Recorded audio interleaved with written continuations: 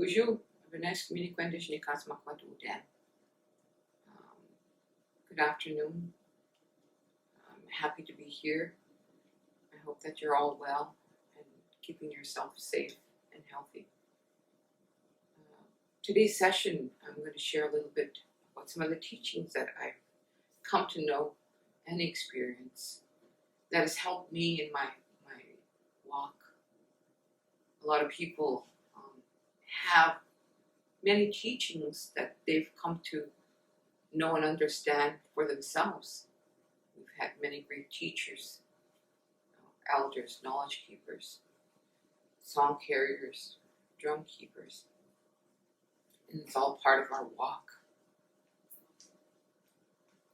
The Creator always knows what we need and will put things in front of us to help us.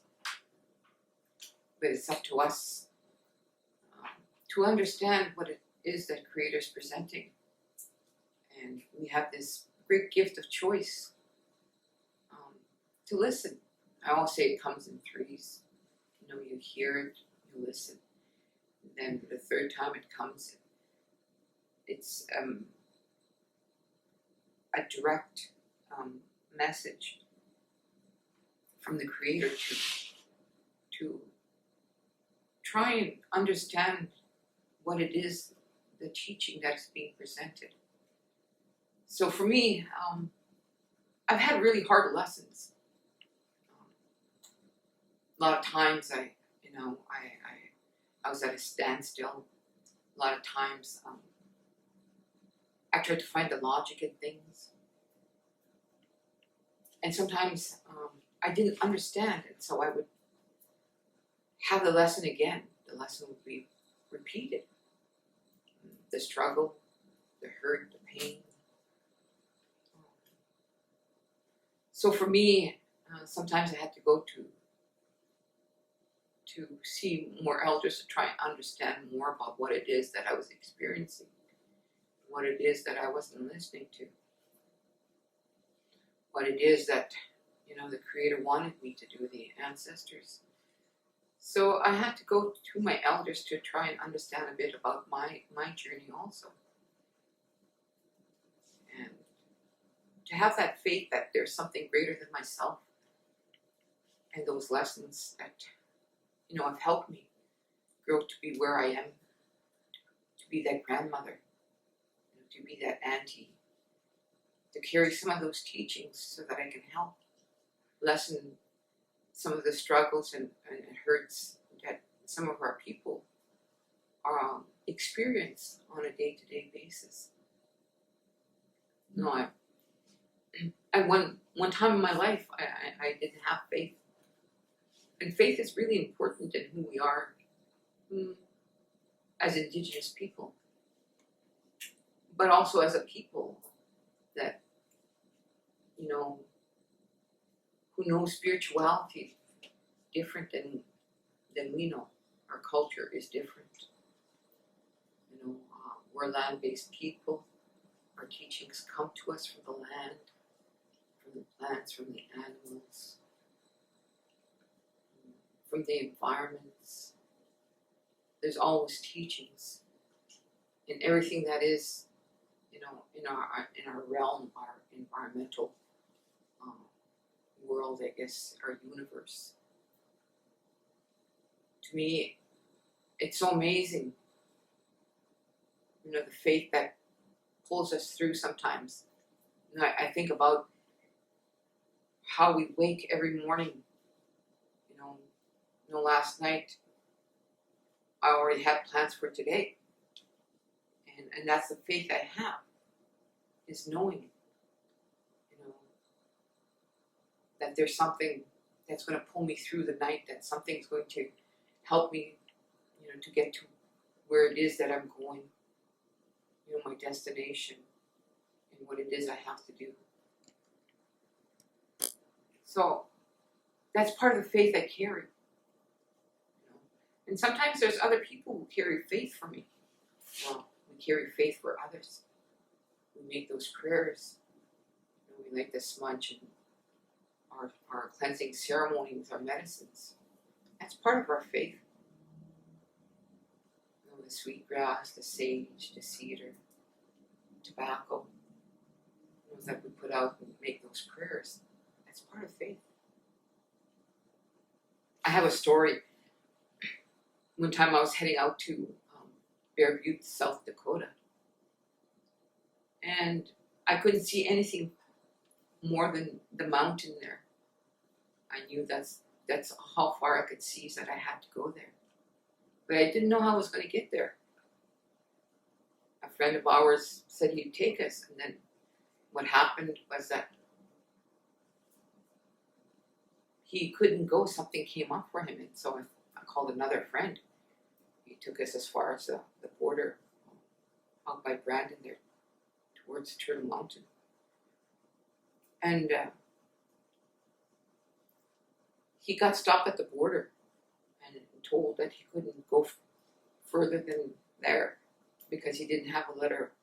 He needed a letter, because he had his daughter with him. And I'm not sure why he needed a letter, but he was the father. But I guess he needed a letter from the mother also saying that this is their daughter. So anyways, he was stopped at the border. So he left us at the border. And we didn't have a clue how we were going to get there, but we were determined to get there. And we started walking. And I don't recommend this to everybody and anybody, to walk. That's quite a distance from, the border of Manitoba to walk to Bear Butte, South Dakota. That's a long walk. But anyways, we got picked up, and by then it was near dark, and we didn't know where we were going to spend the night. We figured, we'd be traveling, and we'd get to Bear Butte within a day. That didn't happen. We ended up in Minot. And I remember we're saying, well, we better go and find a homeless shelter somewhere because we don't know a soul here. And one of the ladies said, well, let's go to the police station and see if they'll direct us. And I said, no, I want to go to the police station. And then one of the other ladies said, well, let's go to a bingo hall. And I said, well, what are we going to do at a bingo hall? And then she said, well, we'll find a cookum. And we'll ask if there's anybody, that they know that would take us in for the night. So the first person she went to talk to, and of course we said, yeah, go ahead and see where this gets us. Kind of not believing, not having faith. So she went in there, found a cookum, and she talked to this cookum, and this cookum said, yeah, I know where you could stay. She says, I have a place. She goes, it's like a side-by-side in my house, and you're all welcome to it. Because she knew the sacredness of the mountain, Bear Butte, South Dakota. Because that's what my friend told her, that we were headed down that way. So she took us in for the night. And then when we entered her home, she fed us, shared stories with us, and asked us who we knew in Manitoba, in the Sioux villages, the Sioux communities, I guess you could say. So I named off a few people that I knew from Sioux Valley, and one of the names that I shared with her was her adopted son. So I knew that Creator had put her in front of us because that her adopted son turned out to be my adopted brother. In ceremony, we adopt each other. Somehow our spirits connect us. Creator connects us, and so this man was my brother, and it turned out to be her son she adopted, and she was so happy. And to me, I don't believe in coincidence. Well, before I did, I used to think, oh, what a coincidence, and trying to find logic in things. But at that time, I thought, wow, this is pretty neat. Where Creator put this woman in front of us to help us. So we spent the night with her. We chatted till the wee hours of the morning. Had a few hours sleep. And she fed us and made us a lunch. And she took us out a distance from Minot. Drove us, and we kept walking. We were pretty hungry, and I was losing faith, and I was getting upset. But I kept putting out the tobacco.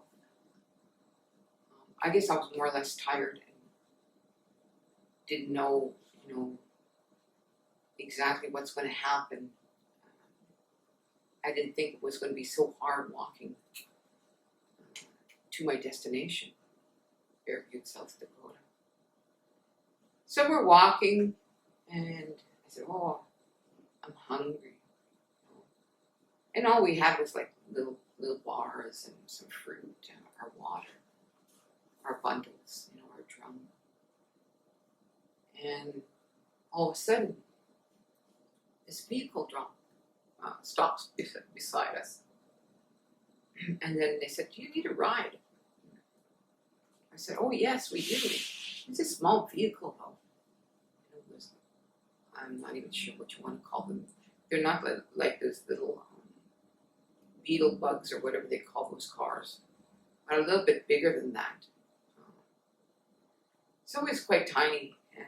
And I thought, how are we all going to fit in there? We're going to just be squished in the back. And I thought, well, I'm not going to worry about it. A little squishing ain't going to hurt anybody. Besides, it's a ride. And so these two ladies that gave us a ride, they said, "Are you hungry?" And I was just saying earlier, I said, "Boy, I'm getting hungry." And I said, "Yeah, we're hungry." And all of a sudden, she's offering us pizza. And we have some leftovers.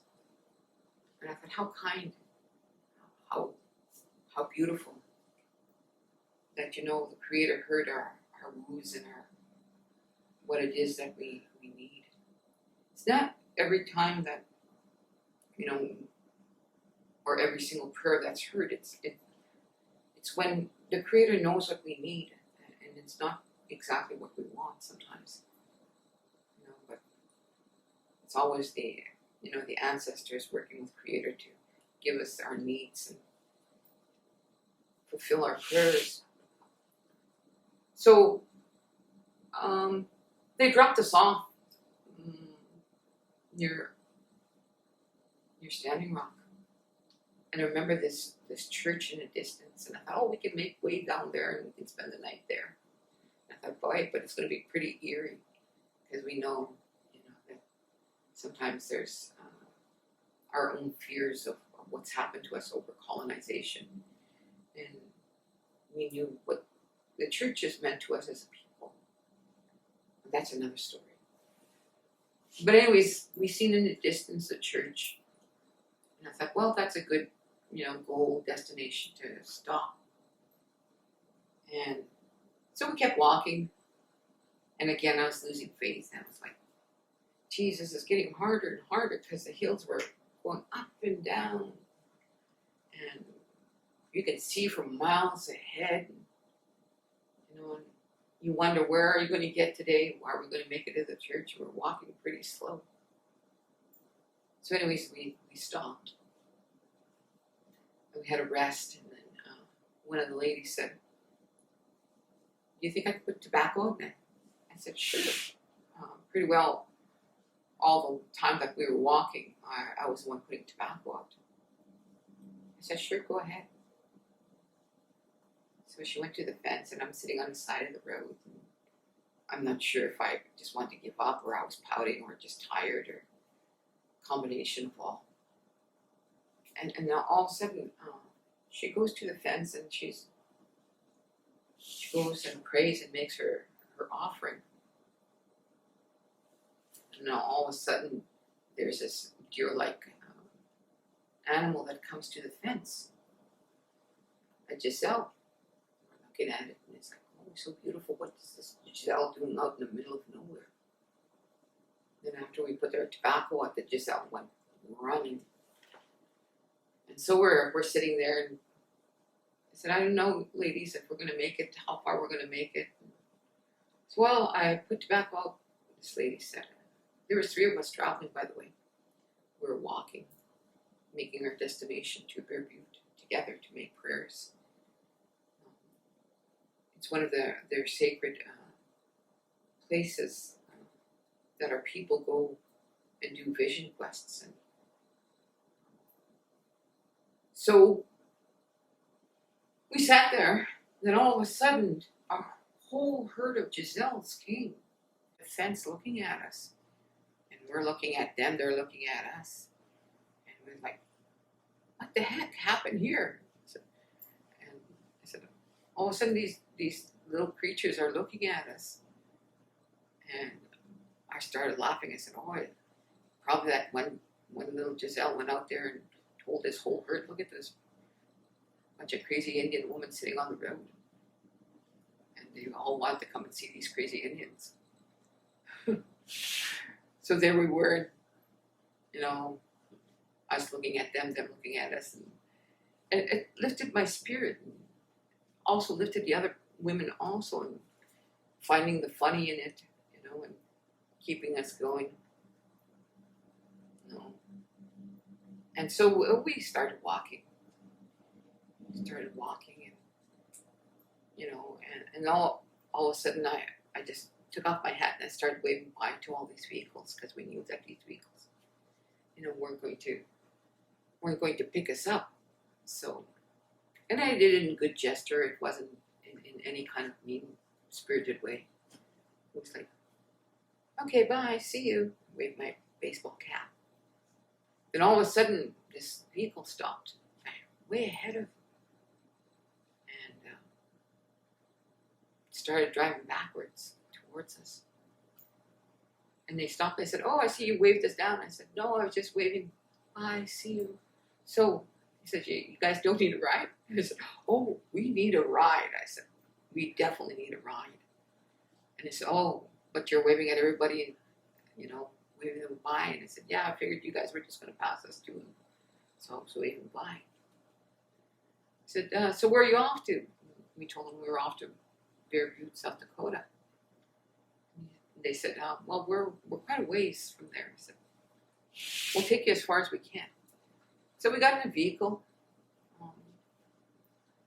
you know, and the driver said, you know, we just came from a sweat. And I was like, wow, how cool is this? And so we started talking about why we were going to Bear Butte, that we're going to go make a prayer fast. And then the driver said, this is our medicine person. He's our elder of our community. And so we kept talking. And then they started talking to each other in the language, Lakota language. Of course, we don't understand Lakota language. And then all of a sudden, the driver says, we're going to take you all the way to Bear Butte.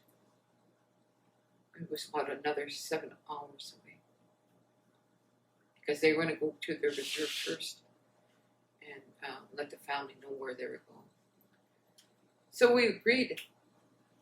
And again, you know, Creator putting something in front of us to help us, you know, to continue that journey, you know, and showing us that our faith, you know, that Creator hears us and is putting these people in front of us to help us to get to our destination, to make that prayer fast. So that was pretty amazing. You know, we kept faith.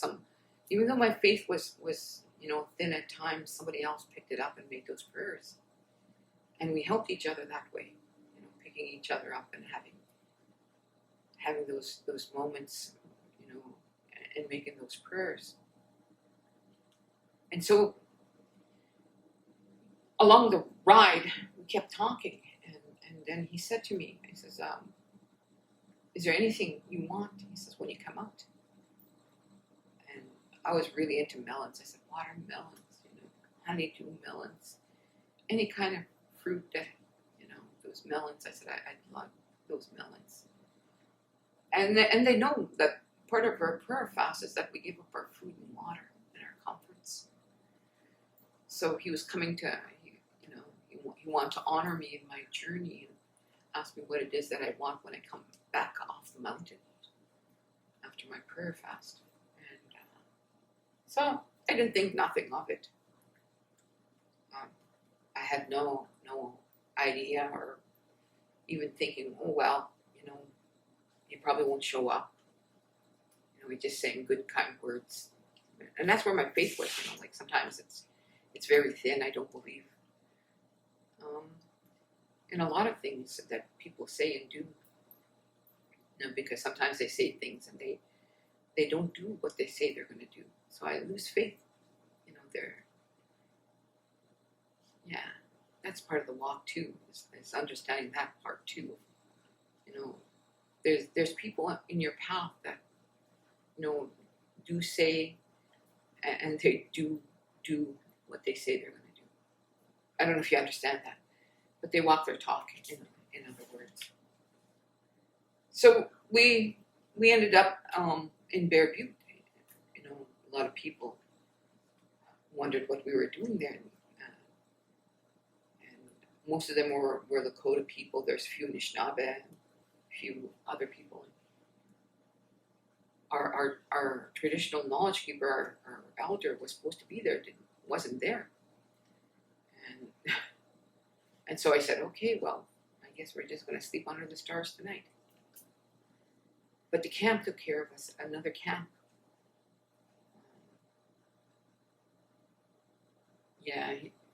He called his people there who were at his camp if anybody had an extra tent.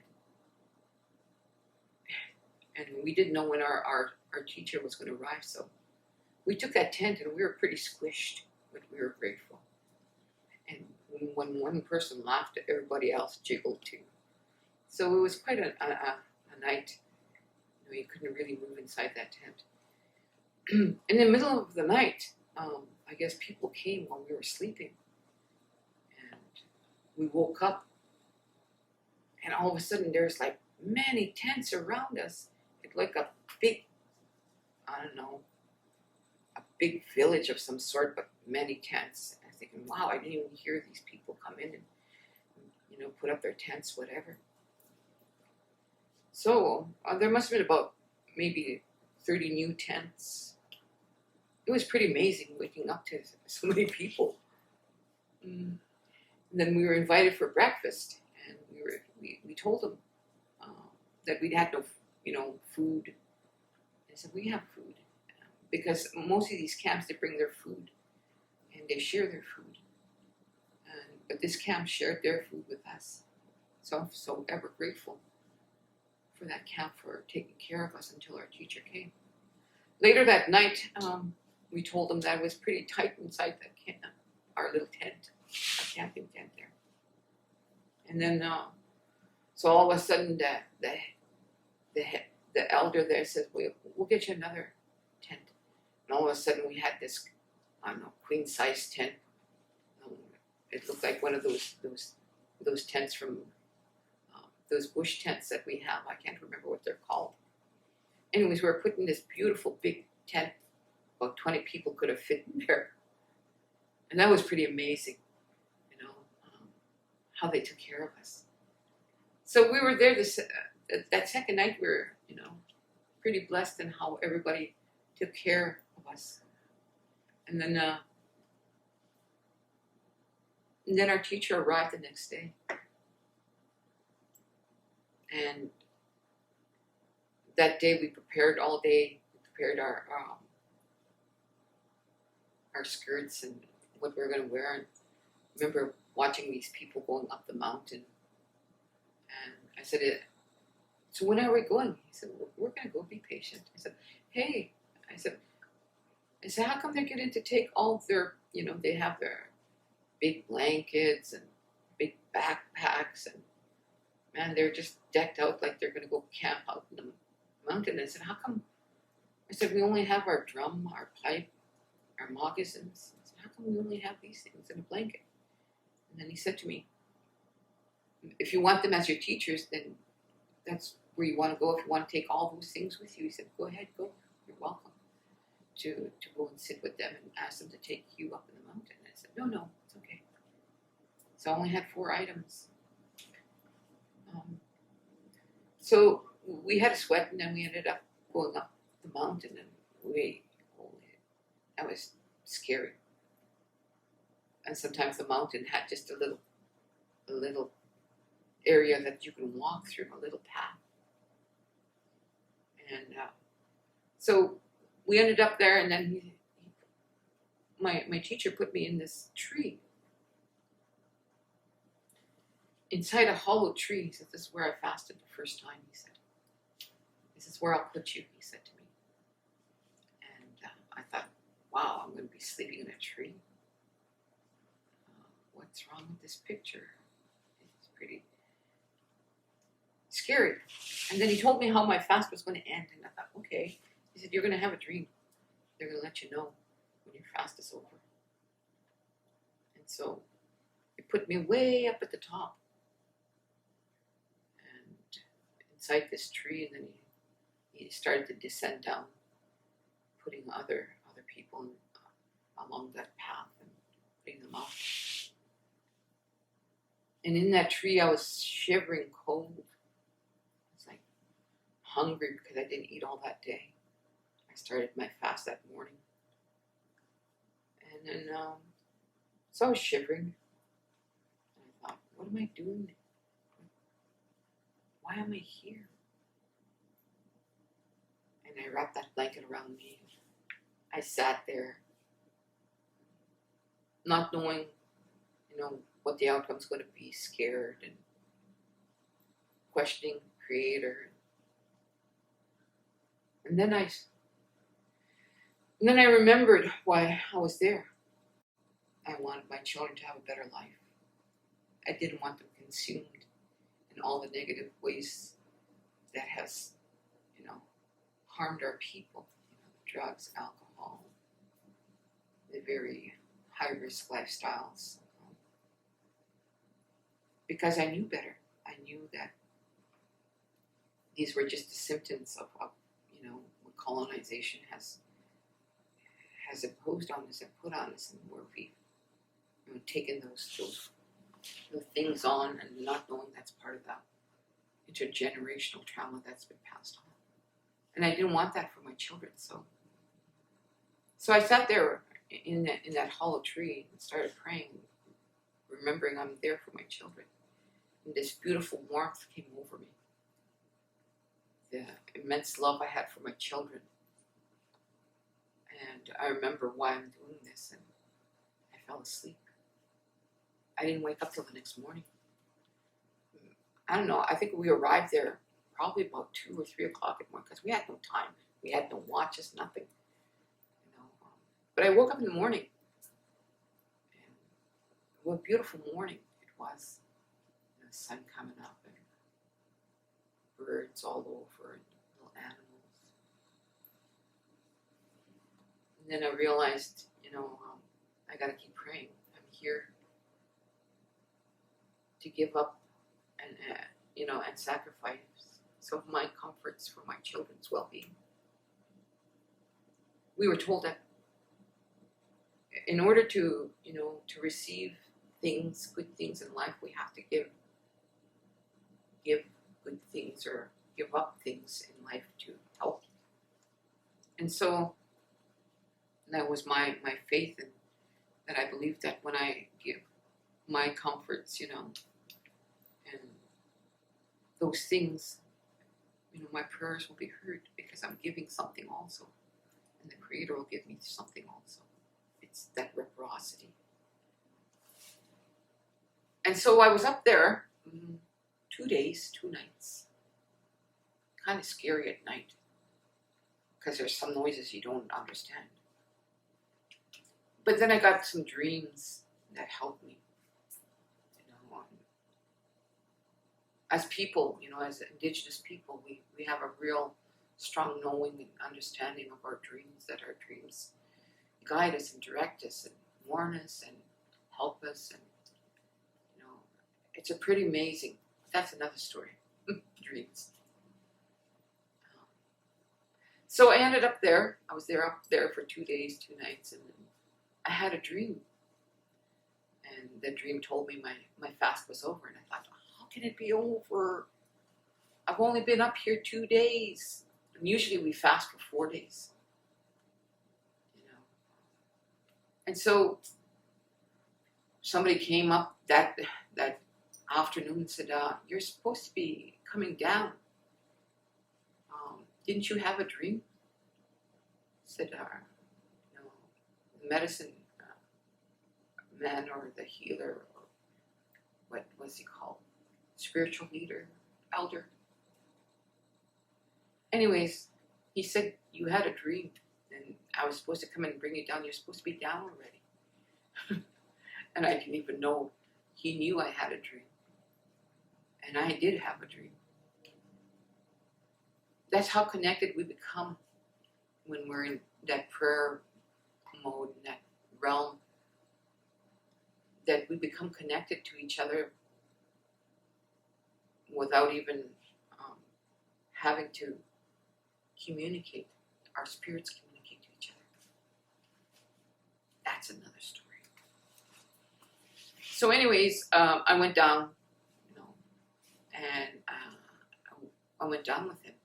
And I got to see the other women where they were fasting. And so we got down there, and they said they're preparing a sweat. No, you go into a sweat before you go into that fast, that prayer fast. And so they had a sweat for me to come out. And then, so we waited until it was already, dusk. And then they said, as soon as the sun goes down, we'll go into the sweat. I thought, oh, I'm so hungry. So hungry. And he said, we have some food here to break your fast. He said, but first you got to sweat.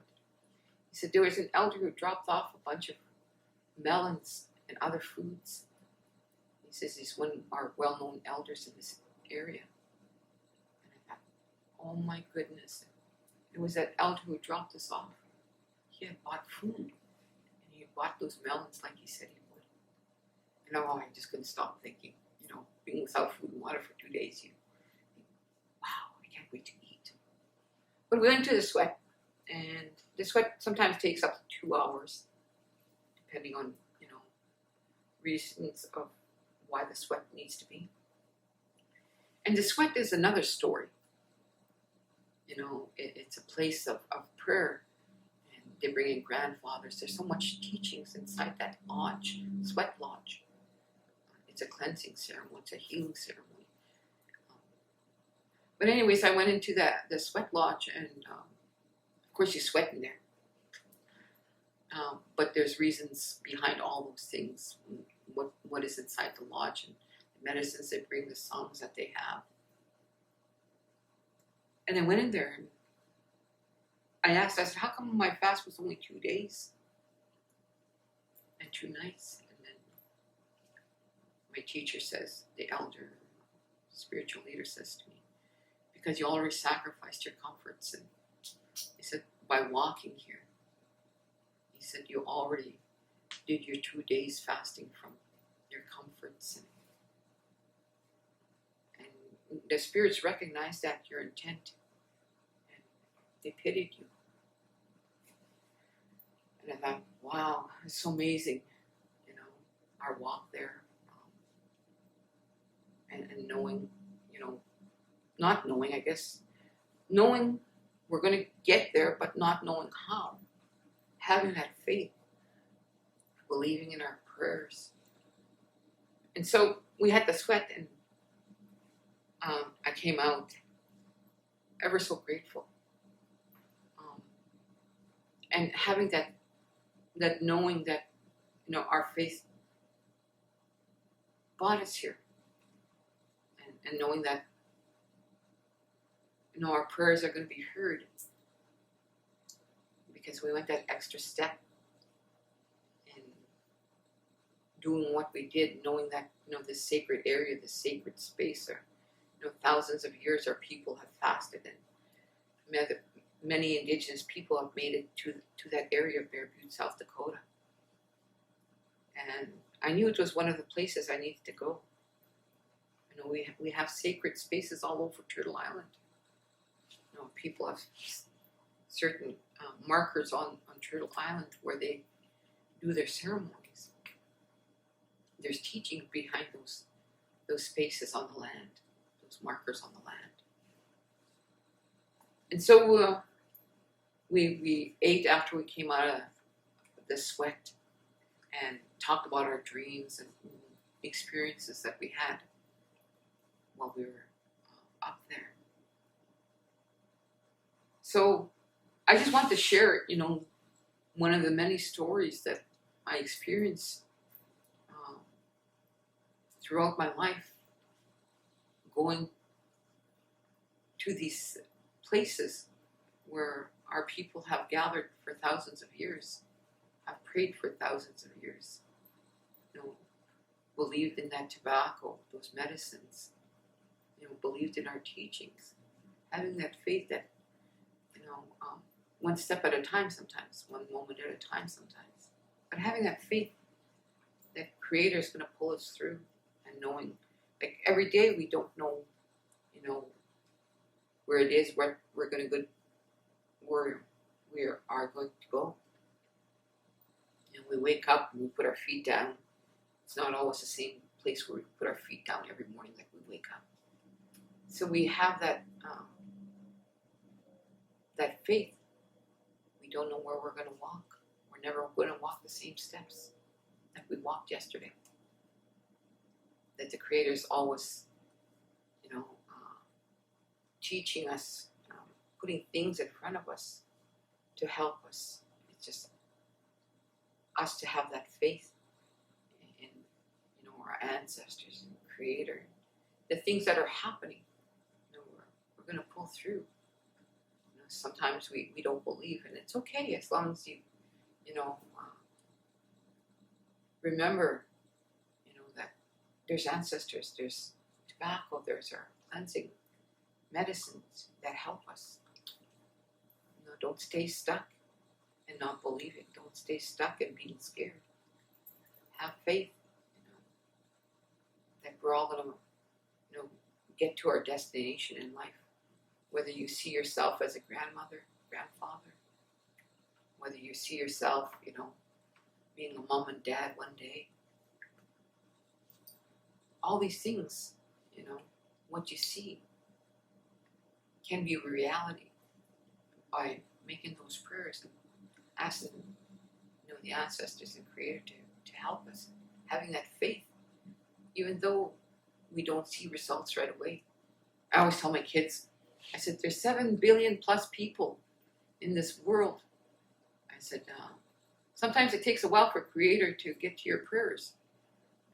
So the Creator always puts things in front of us to help us.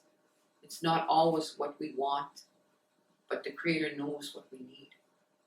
So sometimes it's baby steps. And sometimes it's up to you to see the good even in the things that are not good. And to believe it.